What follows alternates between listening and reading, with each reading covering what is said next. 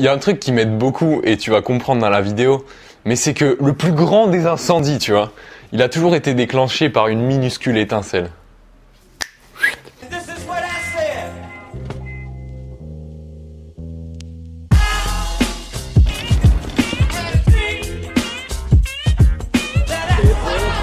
Je te présente le monstre de Darwin. Une sorte de King Kong.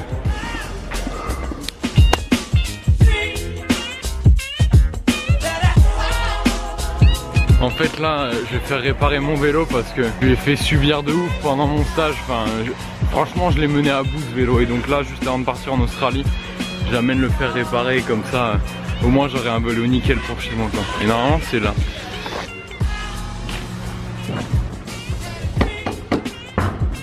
Hier j'ai bu un verre en ville avec un pote, tu sais, j'essaie vraiment de profiter d'eux au maximum parce que la date approche et ouais, le temps passe quoi. Tu trouves pas que cet été il est passé vraiment cher vite? Je me souviens, il y a 2 mois je commençais à peine le job et enfin mon boulot d'été, tu sais. Je me disais j'en ai pour 2 mois et tout, je vais vendre du pain et tout, et là c'est déjà fini, genre j'ai déjà fini mon contrat, c'est un truc de ouf.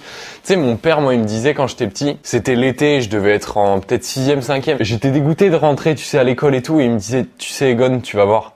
Là, c'est peut-être la rentrée et tout, mais tu vas fermer les yeux et on sera déjà à Noël, tu vois. Et puis après, tu vas refermer les yeux et ce sera déjà les vacances de Pâques, tu vois. Et après, tu vas refermer les yeux, on sera déjà l'année prochaine, ce jour même. Et je te dirais que de te souvenir de l'année dernière où on avait dit de te... Enfin, tu vois, le temps il passe trop vite, c'est un truc de ouf. Bref, je discutais avec mon pote de ce qu'il allait faire à la rentrée et tout, et en fait, il lui arrivait vraiment un truc super, tu vois. En gros, lui, cette année, il a fait une fac de géo, donc juste après le bac, et il s'est rendu compte que ça lui plaisait pas trop, tu vois, tu sais, comme pas mal de gens, au final, qui s'orientent en première année de fac. Et cette année, il voulait repostuler pour un truc qui l'intéressait beaucoup plus, je crois que c'est une licence Sciences Po ou quoi. Apparemment, les admissions se faisaient seulement sur tirage au sort, tu vois, donc c'est vraiment pas un truc sûr. Et il a pas été admis, et sur la seconde session d'admission, il a été mis en liste d'attente. En gros, ça veut dire qu'on attend de voir si des mecs se désistent parce qu'ils disent que au final, j'aimerais peut-être mieux aller faire une petite fac d'apprentissage de faisage de vinaigrette, tu vois. En gros, c'est pas du tout sûr que tu sois pris. Liste d'attente, c'est la merde. Les chances sont maigres, tu vois, et ils commencent à postuler pour d'autres BTS et tout. Tu sais, c'est le début de l'été, normalement, t'as déjà en quelque sorte arrangé ton parcours pour l'année prochaine. Donc là, t'es en liste d'attente, t'as pas trouvé le truc qui plaît, c'est un peu la merde, tu vois. Ils regardent, il y a que des trucs, enfin tous les trucs que les gens ont pas pris, donc des vieux BTS à la con et tout. Du coup, il appelle une dame qui devait sûrement se trouver sur le campus de la fac qui voulait intégrer pour lui demander, bon ben écoutez, qu'est-ce que je peux faire? Est-ce que j'ai au moins une chance d'être admis? Est-ce qu'il y a une chose que je peux faire pour augmenter mes chances d'être pris? Et du coup, cette dame lui explique que le seul truc qu'il pourrait faire, ce serait d'envoyer une lettre à la rectrice de la fac, en gros c'est la directrice, tu vois, et lui faire en fait une lettre de recours gracieux pour, voilà, tu lui expliques ta situation, tu lui dis quel cursus tu vas intégrer, et en gros tu lui dis, bon ben s'il vous plaît madame, ayez la bonté de m'admettre dans votre fac, tu vois. À ce moment-là, on se met tous à sa place, tu sais, ce genre de démarche, c'est comme si t'envoyais une lettre à Hollande pour lui dire que, bon ben écoutez, monsieur Hollande, j'aimerais bien m'acheter une paire de pompes, mais il me faut 100 balles, tu veux pas me les donner, tu vois. C'est chaud. Mais bon, si je te raconte ça, c'est que tu t'imagines bien qu'il a été accepté et 2-3 jours plus tard, il se connecte sur Postbac, il voit que sa demande a été acceptée, donc il est pris à la fac et moi je suis trop content pour lui, vraiment, il le mérite.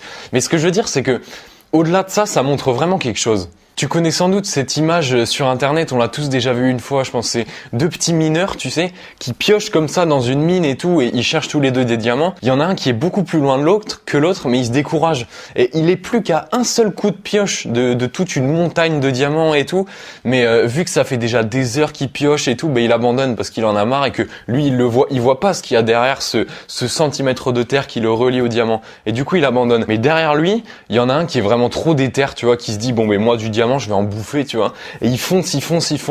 Et en gros, c'est pour te montrer qu'il faut toujours aller au bout des choses. Combien de fois ça m'est arrivé, ce genre de truc où il a vraiment fallu juste un tout petit geste au bout pour que ça passe. Tu sais, quand je cherchais mon stage, il restait 1 mois pour que les stages commencent et moi j'en avais toujours pas, tu vois.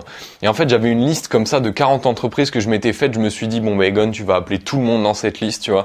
Et tu vas décrocher un stage. Je les appelle tous un par un comme ça.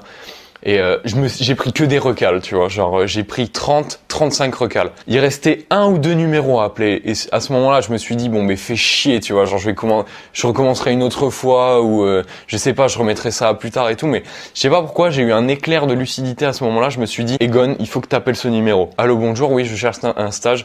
Ouais, nous on est intéressés pour la vidéo. Ok, je prends, j'y vais. Et au moment où je me disais, mais il y a aucun moyen, j'en ai marre, tu vois, je vais aller me faire un plat de pâtes, j'en ai marre, j'ai la dalle, tu vois. Et ben à ce moment-là, j'ai quand même appelé cette personne et boum, j'ai décroché un stage dans la vidéo, donc vraiment la grâce divine, tu vois. Pour mon DUT aussi, tu sais, moi quand j'étais en terminale, je me posais 10 000 questions sur ce que je vais faire après le bac et tout, et j'étais intéressé par un DUT qui s'appelle GMP, en gros, c'est de la mécanique. Je te dis pas, il faut être en S et avoir quand même une bonne moyenne. Donc moi je sors de ES, tu vois, je me présente, j'avais pris rendez-vous avec le directeur et tout. Et en gros j'en ressors avec l'idée que si je voulais être pris, il fallait que je fasse une remise à niveau de 1 an. Être major de promo pour avoir l'espoir d'être pris, tu vois. Laisse tomber, je suis sorti de ce rendez-vous, je savais toujours pas où j'allais finir. Enfin c'était la mort, tu vois. Juste en sortant du campus universitaire comme ça, je me souviens, j'ai tourné la tête à droite et j'ai vu un mec comme ça parler avec une dame de la fac ou du campus, tu vois, il rigolait. Et devant, il y avait la pancarte Clio, tu sais, c'est le logo de l'IUT que j'ai fait. Et à ce moment-là, je me suis dit, je sais pas pourquoi, mais je vais juste aller les voir, juste voir ce que c'est, tu vois, genre j'avais soit l'arrêt de bus, soit ce bureau avec ce monsieur comme ça, et je me suis dit bon, allez Egon, vas-y, tu vois. Et au final, on a parlé pendant 3 heures. Il m'a convaincu de faire ce DUT à Agen. C'était mon prof d'anglais d'ailleurs, et c'est lui qui m'a fait intégrer. Et j'en suis ressorti. J'étais tellement content, tu vois. Mais ça se résume toujours à ce choix-là, tu vois. Soit je fais un pas vers la gauche, je prends mon bus, je rentre chez moi et je chiale, tu vois. Soit je vais à droite, je me dis qu'il y a peut-être moyen. Et j'y vais, tu vois. Et tout ça pour te dire que, enfin, moi je suis pas coach de motivation, tu vois. Je suis pas le mec qui va te dire ouais, vas-y, no pain no gain, gratte le dernier centimètre et tout. Non, je suis pas ça, tu vois. Mais ce que je veux juste dire, c'est que quand tout va mal et que tu sais, quand le ciel est noir et tu dis mais putain, mais le sort s'acharne sur moi, je vais pas l'avoir mon stage, je vais faire quoi après le bac, comment je vais intégrer cette licence et tout. Mais des fois, il faut juste faire un petit pas de plus, tu vois. Des fois, il suffit juste d'envoyer une lettre, il suffit juste d'appeler un dernier numéro, tu vois. Il suffit juste de se dire bon ben c'est pas grave, je prendrai le prochain bus. Et là, il t'arrive le miracle. Je pense que tu vois très bien de quoi je parle. Ces moments-là, ils nous sont tous déjà arrivés une fois dans nos vies. Et ouais, des fois, c'est juste pas lâcher le morceau.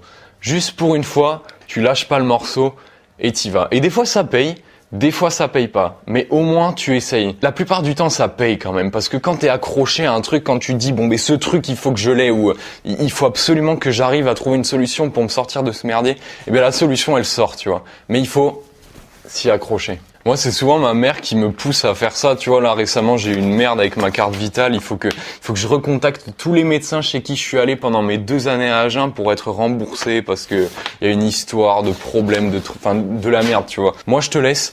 On va continuer la série sur les barrières. Tu sais qu'on a commencé la semaine dernière, donc je pense que je vais faire la vidéo cette semaine-là. En attendant, j'espère que tu te portes bien et que cette vidéo t'aura aidé. Et moi, je te dis à la prochaine. Ciao!